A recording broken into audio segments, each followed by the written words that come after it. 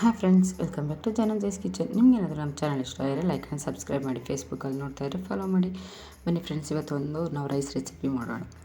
ಅದು Kerala style coconut rice recipe friends. Very ಟೇಸ್ಟಿಯಾಗಿರುತ್ತೆ and easy ಕೂಡ, ಹೆಲ್ದಿ ಕೂಡ. ಬನ್ನಿ ಹೇಗೆ ಮಾಡೋದು ಅಂತ ನೋಡೋಣ. ಮೊದಲಿಗೆ ಒಂದು ಪ್ಯಾನ್ ಇಟ್ಕೊಳ್ಳಿ. ಪ್ಯಾನಿಗೆ 1-2 ಸ್ಪೂನ್ ಎಣ್ಣೆ ಹಾಕ್ಕೊಳ್ಳಿ. ಹಾಗೆಯೇ 1-2 ಸ್ಪೂನ್ ತುಪ್ಪ ಹಾಕ್ಕೊಳ್ಳಿ. ತುಪ್ಪ ಹಾಕೋದ್ರಿಂದ ಟೇಸ್ಟ್ ಸೂಪರಾಗಿ ಬರುತ್ತೆ ಫ್ರೆಂಡ್ಸ್. ಹಾಗೆಯೇ ತುಪ್ಪ ಎಲ್ಲ ಕರಗಿದ್ಮೇಲೆ ಸಾಸಿವೆ ಹಾಕ್ಕೊಳ್ಳಿ.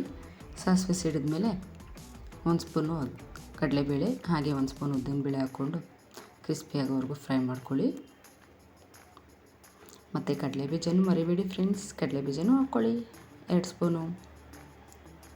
ಎಲ್ಲ ಕ್ರಿಸ್ಪಿ ಆಗೋವರೆಗೂ ಫ್ರೈ ಮಾಡ್ಕೊಳ್ಳಿ. ಈಗ 1 ಸ್ಪೂನ್ ಜೀರಿಗೆ ಆ್ಯಡ್ ಮಾಡ್ಕೊಳ್ಳಿ, ಚಿಕ್ಕ ಸ್ಪೂನು. ಹಾಗೆಯೇ 1-2 ನಿಮಿಷ ಫ್ರೈ ಮಾಡ್ಕೊಂಡಾದ್ಮೇಲೆ ಗೋಡಂಬಿನ ಆ್ಯಡ್ ಮಾಡ್ಕೊಳ್ಳಿ. ಗೋಡಂಬಿ ಗೋಲ್ಡನ್ ಬ್ರೌನ್ ಆಗೋವರೆಗೂ ಫ್ರೈ ಮಾಡ್ಕೊಳ್ಳಿ.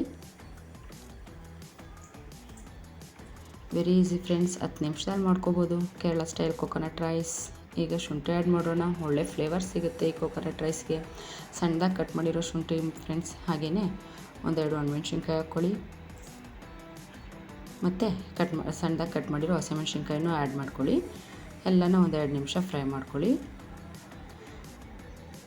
ಕರ್ಬೇವಿನ ಸೊಪ್ಪು ಆ್ಯಡ್ ಮಾಡ್ಕೊಳ್ಳಿ, ಅದನ್ನು 1 ನಿಮಿಷ ಫ್ರೈ ಮಾಡ್ಕೊಳ್ಳಿ.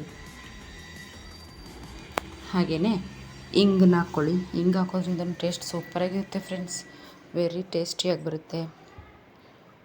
ಇಂಗು ಇಷ್ಟ ಇಲ್ದವರು ಸ್ಕಿಪ್ ಮಾಡ್ಕೋಬೋದು. ಇಂಗು ಹಾಕಿದ್ರೆ ಟೇಸ್ಟು ಚೆನ್ನಾಗಿರುತ್ತೆ.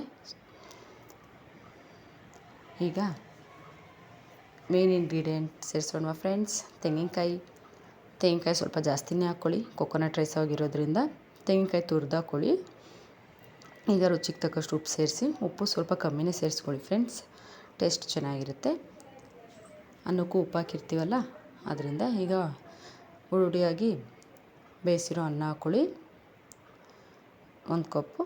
ನೀಟಾಗಿ ಮಿಕ್ಸ್ ಮಾಡಿಕೊಂಡ್ರೆ ಕೊಕೊನಟ್ ರೈಸ್ ಕೇರಳ ಸ್ಟೈಲ್ದು ಫ್ರೆಂಡ್ಸ್ ರೆಡಿ ಆಗುತ್ತೆ. ಬೆಳಿಗ್ಗೆ ಬ್ರೇಕ್ಫಾಸ್ಟ್ಗೆ ಬೇಗನೆ ಮಾಡ್ಕೋಬೋದು, ಟೈಮ್ ಇಲ್ಲ ಅಂದರೆ. ವೆರಿ ಈಸಿ ಆ್ಯಂಡ್ ಟೇಸ್ಟಿಯಾಗಿರೋ ಈ ಕೊಕೊನಟ್ ರೈಸ್ ರೆಸಿಪಿ ಟ್ರೈ ಮಾಡಿ. ಬನ್ನಿ ಹೇಗಾಗಿದ್ದು ಟೇಸ್ಟು ಅಂತ ನೋಡೋಣ. ನೋಡಿ ಫ್ರೆಂಡ್ಸ್, ಏನು ಸೂಪರಾಗಿ ಬಂದಿದೆ. ಟೇಸ್ಟ್ ಮಾಡೋಣ. ರಿಯಲಿ ಫ್ರೆಂಡ್ಸ್ ಸೂಪರಾಗಿ ಆಗಿದೆ. ನೀವು ಟ್ರೈ ಮಾಡಿ, ಕಮೆಂಟ್ ಮಾಡಿ ತಿಳಿಸಿ. Thank you.